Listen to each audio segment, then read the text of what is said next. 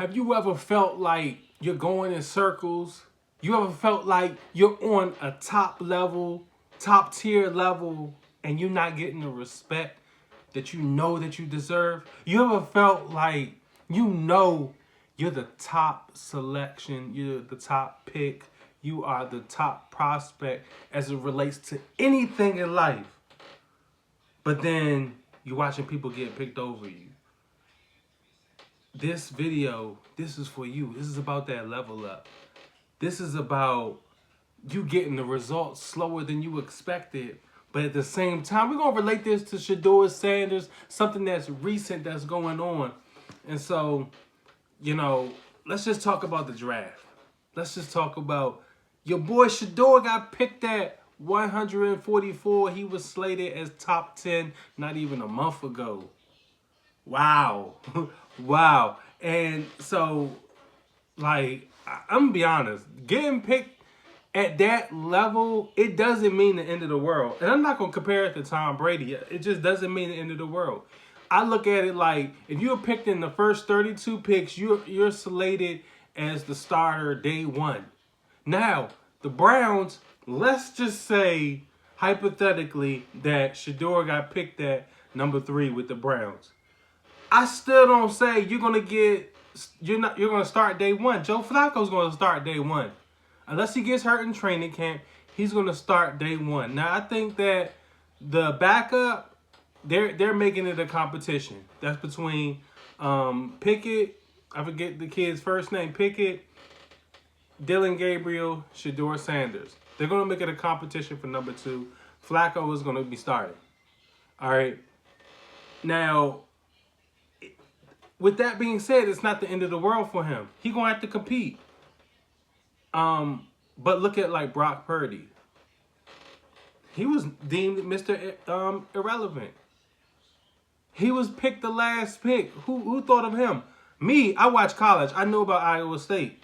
I knew what he did. He broke every record.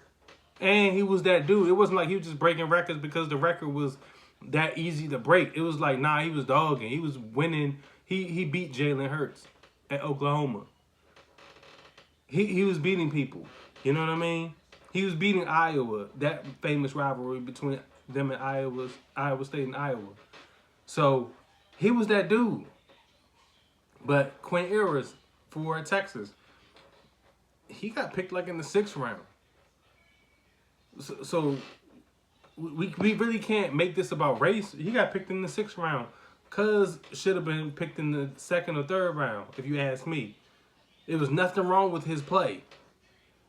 And it's nothing that Archie Manning is going to be doing in this upcoming year that was different than Quinn Ewers. He almost took him to the national championship. And and it's so crazy because we're talking about like receivers. Travis Hunter, 2nd pick of the draft. We got Golden, picked early in the draft. Who's throwing to these guys? All right, but his stock fell. Joe Milton, he's like a backup out Dallas right now. Case Keenum was somebody that was dogging in college. He got picked, or he was an undrafted free agent. So it happens. So I can't look into the collusion and things of that nature. It's just things got hyped up. It's like if you present your personal brand in a way and it's successful, people buying it, but when it's like if you're operating on an amateur level, that's that.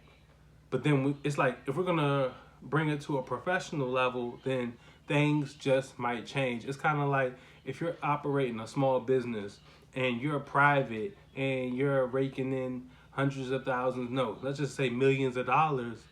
All right, you want to go public now. You want to make this a stock that could be traded. And the performance or the value that the public sees it might be something different. Now, could there be collusion? It's possible. It's possible. At the same time, I like to look at the stats. I'm like, your last game, you got blew out by BYU. And that was not even a big-time bowl game.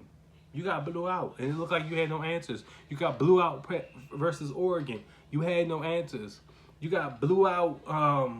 They kept getting blown out that first year, and I'm gonna look at that. That second year, it was cool, but when it mattered, you got blew out. End of the story. All right.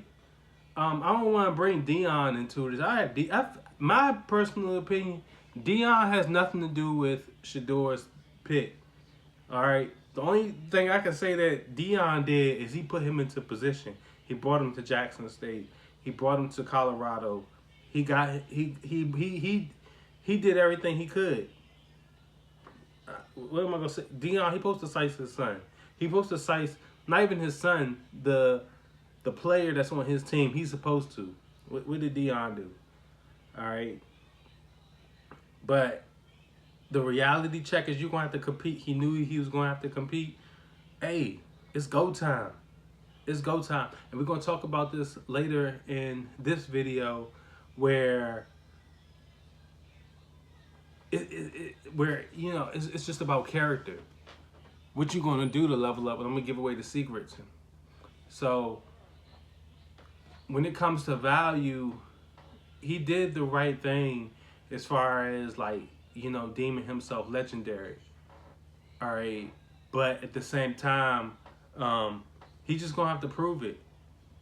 He's gonna have to show people that through my actions, through my implementation, that you can look at the schedule and be like, all right, we can start winning some games. That's the first thing that is going to be valuable. That's the first thing I think that we should look at. But at the same time, if we can win these games, can we start assuring that the success is something that could be relied on, and we can start talking about it all right, they're going to win this game. They're going to win that game. And Browns is the worst of the worst. Have we ever talked about Browns in a way that we thought they was ever going to guarantee a win? All right. But I think the biggest thing that we could talk about, and we're still talking in an analogy type of way, but what type of relationships are going to be built with the team they can trust and that they've gone to a different way. And we're talking about Shedeur Sanders. Like I said, Joe Flacco's going to start. So it's almost like, why are we even talking about Shedeur Sanders? He's not going to start. Joe Flacco not going to come in there well, I know Shaddeur going to come, so let me do as good as possible. No, he trying to win the Super Bowl like he's done in the past. And he going to rock this how, I got to do it how you supposed to do it. Okay? And so in that, he has a good mentor in Joe Flacco. He has a good mentor in his father as far as what it takes to be successful. And I look at it when it comes to business, when it comes to anything that we do in life, we have to make an offer so good that it's stupid to say no. And, I relate because I've been in that situation where I felt like I was on this level and I'm not getting that promotion. I'm not getting the respect that I knew I should have been getting. And with that, I'm going to be honest that the villain is the outside forces. But let's just go there when it talks about the outside forces. That could be your own voice. That could be your own persona. And that's why I think it's really important to be in character as it relates to being out here, as it relates to portraying your ego in the right way, because I feel like God doesn't make mistakes. And as it relates to ego versus identity, it's like we can use both of them to get to the promised land, or at the very least, or really at the very most, that we bring heaven to this life, to this world, to this realm. You know what I mean? And so I would say for Shedeur Sanders or anybody that can relate to this video, not succeeding is proving the naysayers right. If Shedeur Sanders doesn't make it, then it'd be like, nah, you was supposed to be a 5th round, Mo. If you got to be moving on to, if you don't make the team, if you got to move on to a next team next year, it proves the naysayers right. It could almost feel that if Deion Sanders had so much of a say-so, then it would prove that, he told them, "No, don't pick my son. they gave the phone to Dion. Nah, we ain't going with you. Nah, we ain't going with you. Every team was trying to get on Sheddeur's team on his line, and they was like, Dion had his phone. Like, nah, I don't want my son to go here, so that Colorado, they could win in 2 years, and then when the time is right, he picks up his son, and he just making sure that he go through the trenches and learn what he needs to learn, so that when Dion comes to the NFL eventually, that he can pick up his son and pick up where he left off. All right. So, another person that slipped in the draft is Lamar Jackson. He was the Heisman Trophy winner. Not the year that he went into the draft, but it's arguable. It's arguable. It's arguable that he could have been the Heisman Trophy winner every year that he was in. But nonetheless, he slipped, and it did not make any sense whatsoever. Like, I ain't trying to hate on Shaddeur, but he was not Lamar Jackson in college, and Lamar slipped. Okay? So, there's the opportunity. If they can let Lamar slip, it's just like, hey, bro, don't take this personal. But at the same time, Lamar has not won a Super Bowl. Yes, he has the MVPs, but he has not won a Super Bowl. So how are we going to take your talent and win a Super Bowl? At the end of the day, when you lost your bowl games, you lost first BYU, you didn't go to a bowl game in your first year in Colorado, and you lost your bowl game when you was at Jackson State. That's the facts. All right?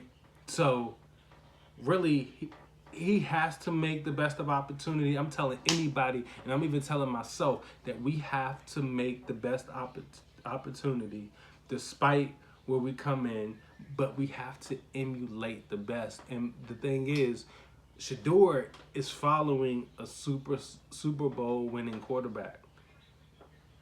In my position, I have to look at who's doing it the best and follow their tactics, follow their strategies.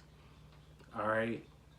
I think in doing that, you will get some recognition. I always feel that with mastery, people are either going to pay you money or they're going to pay you attention. Regardless, they're going to pay. All right. And in doing that, I think that it's all about character. And I say character because I'm going to be honest with you. I look at it like, are we borderline? Are we saying that we got to be fake? And I'm like, nah.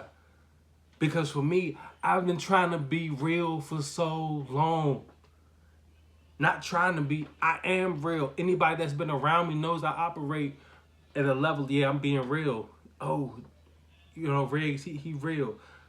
However you know me, oh, he keeps it real. But it's just like, all right, that's cool, but if I had to take real to another level, how am I being in character? Or they say that when you go through shit, it develops your character. What do you mean it develops your character? And to me, it develops a persona that you deploy out here in the public that's working in your favor, especially as it relates to the morals, the principles, and the goals of your identity.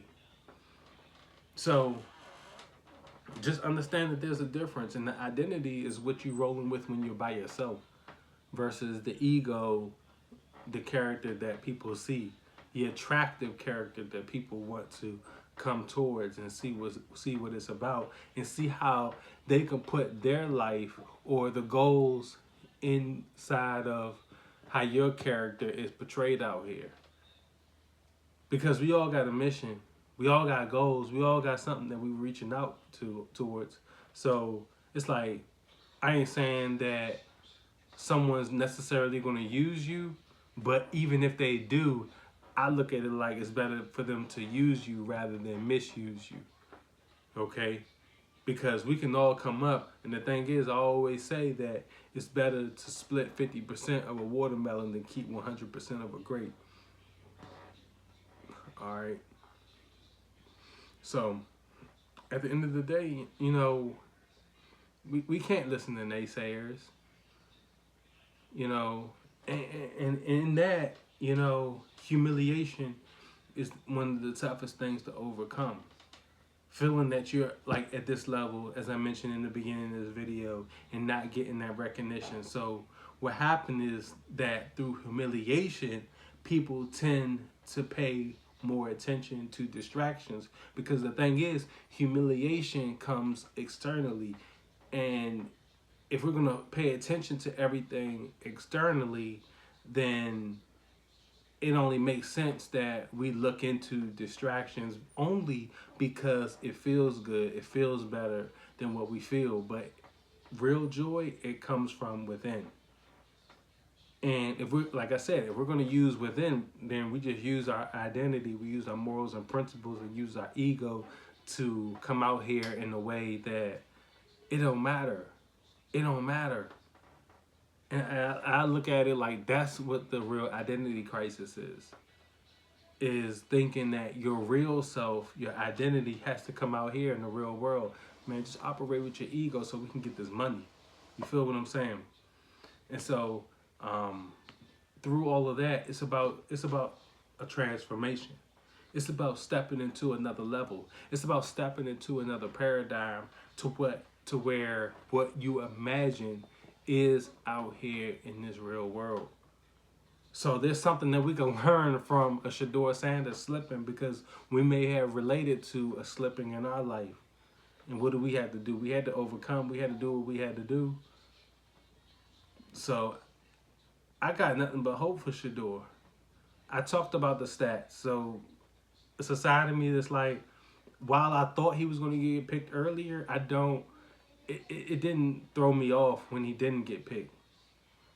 Of course, I didn't see a slide happen like this, but at the same time, his marketing as it relates to Colorado or what he did at Jackson State, I was so consumed in that. But then when I back up, I'm like, you know what? It really didn't make sense. When you had a losing record your first year, when you went to one of the bigger conferences, it makes sense when, even when you was at Jackson State, you didn't win that bowl game, Mo. It makes sense when you didn't win your bowl game at BYU, and at the same time you didn't go to the college football playoffs. You lost games. You lost to Nebraska. We gotta start being real about that stuff. And with us, it's our shortcomings, our failures.